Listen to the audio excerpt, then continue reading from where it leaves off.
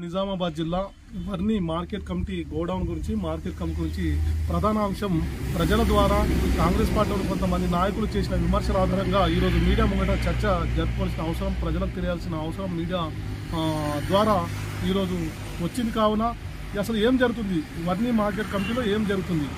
Varni market కమిటీలో ఏదైతే గతంలో కాంగ్రెస్ పార్టీ నాయకులు ఈ 5 గోడౌన్లో నిల్వ ఉంచిన సిఎంఆర్ ధాన్యం ఎవరిది, ఏంది, ఏం లేదు, ఎలాంటి డీటెయిల్స్ లేవు, దానికి సంబంధించిన రెంట్ కూడా కడతలేరని, అదేవిధంగా 30 నుంచి 39 వరకు ఏదైతే రైస్ ప్రాసెస్ మోటార్లు పోవడం జరిగింది, ఆ మోటార్లు కూడా దానికి బాధ్యులు ఎవరు అనే కోణం మీద కాంగ్రెస్ పార్టీ దామినేని నాగేశ్వరరావు గారు కానివ్వండి, నేమాని బుజ్జి కానివ్వండి, ఇంకో కొంతమంది కాంగ్రెస్ పార్టీ నాయకులు గట్టిగా దీని మీద ఏం చేశారంటే అక్కడ పట్టుకోవడం జరిగింది.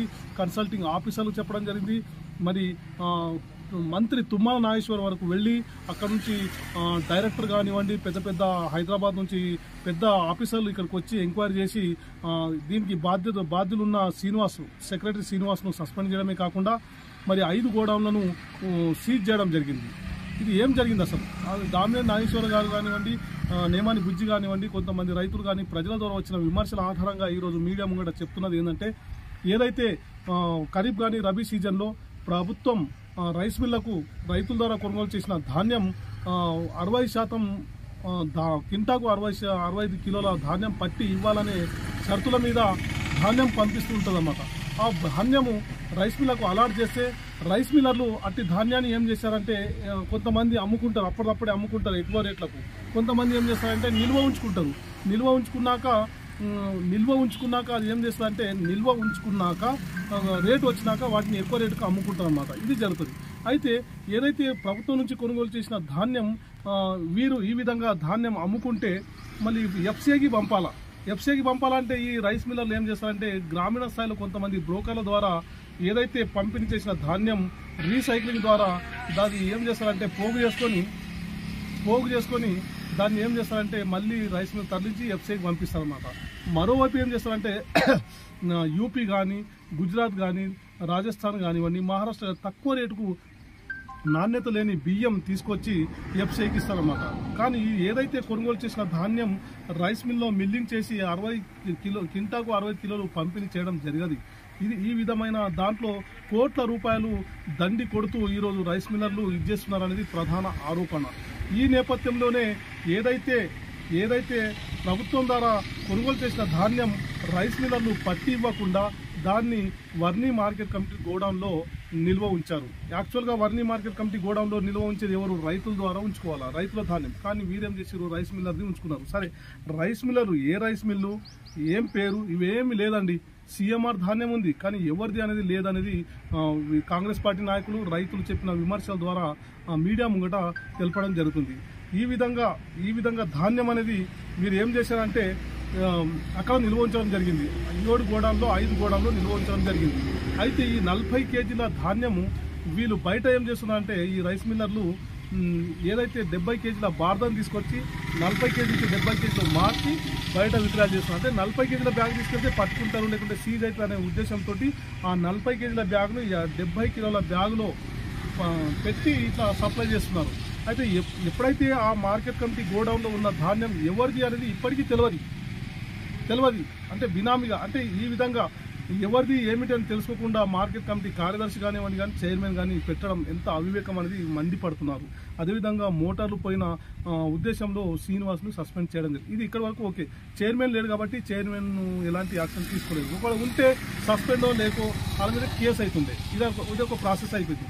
అయితే దీని మీద కాంగ్రెస్ పార్టీ నాయకులు బుజ్జి కానీ మళ్ళీ అదేవిధంగా దామినేని నాగేశ్వర్ కానీ ఈ విధంగా కొన్ని వాళ్ళు ఈ బార్దాన్ లారీని పట్టేయడం జరిగింది. అయితే వారి ద్వారా వచ్చిన ఆరోపణ ఏంటంటే ఏదైతే బార్దాన్ లారీ పట్టుకోవడం జరిగిందో ఆ లారీ ఎవరు ధాన్యం తీసుకోవడానికి వచ్చిందని సరిగా లేదు.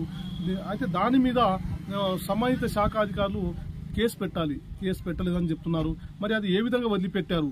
ఇప్పుడు కొత్తగా వచ్చిన సెక్రటరీ ఏమంటారు అంటే కోర్టు నుంచి నాకు కోర్టు ఆర్డర్స్ వచ్చింది కాబట్టి నేను వదిలిపెట్టినా అని సెక్రటరీ గారు చెప్తా ఉన్నారు.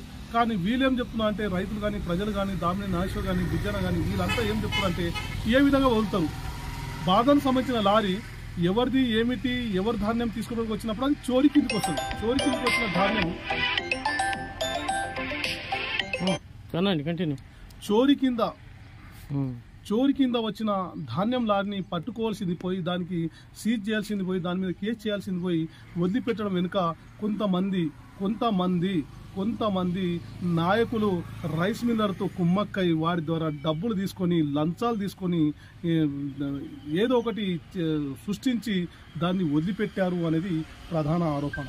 మరి ఇప్పటికీ 5 గోడౌన్లను ఆఫీసర్లు సీజ్ చేశారు. 5 గోడౌన్లో ఉన్న బినామీ సిఎంఆర్ రైస్ ఎవరివి ఇంకా ఇప్పటికీ తేలలేదు అనేది ప్రధాన ఆరోపణ. ఇంత పెద్ద మొత్తంలో కుంభకోణం జరిగింది. 3 రైస్ మిల్లర్లు దీనికి ప్రధాన కారణం అనేది బయట చెప్పుకోవడం జరుగుతుంది. మరి ఈరోజు సెక్రటరీ గారు ఏమంటారంటే నాకు ఆర్డర్ ఉంది కాబట్టి వదిలిపెట్టారని చెప్తున్నారు. కానీ వీళ్ళేమంటారంటే నాగేశ్వరరావు గారు కానివ్వండి, రైతులు కానివ్వండి, బుజ్జన కానీ ఈ చోరీ కింద వచ్చిన బాధల్లాన్ని ఏ విధంగా వెళ్తారు, దాని మీద కేసు ఎందుకు చేయలేదని వీరు ఆరోపణ చేస్తున్నారు. ముమ్మాటికి ఈ కొత్త సెక్రటరీ కూడా అది వదిలిపెట్టడం తప్పని వాళ్ళు అంటుంటే, సెక్రటరీ మాత్రం నాకు కోర్టు ఆర్డర్స్ వచ్చింది కాబట్టి నేను వదిలిపెట్టానని చెప్తున్నది. అయితే దీని మీద ఏంది అసలు చోరీలో భాగంగా ఉన్న బాధల్లాన్ని ఏ విధంగా వెళ్తారని వీళ్ళు చెప్తుంటే, కోర్టు ఆర్డర్ ఉందని మళ్ళీ మా రైస్ మిల్ మా మార్కెట్ కమిటీకి సంబంధం లేకుండా ఉంది కాబట్టి, కోర్టు ఆర్డర్స్ ఉంది కాబట్టి నేను వదిలిపెట్టానని సెక్రటరీ గారు చెప్తా ఉన్నారు. మరి ఈ విధమైన బాధన్ లారీ వదిలిపెట్టడం వల్ల దానికి కారణాలు ఏమిటి? దాంట్లో 5 గోడౌన్లలో నిల్వ ఉంచిన సుమారు 50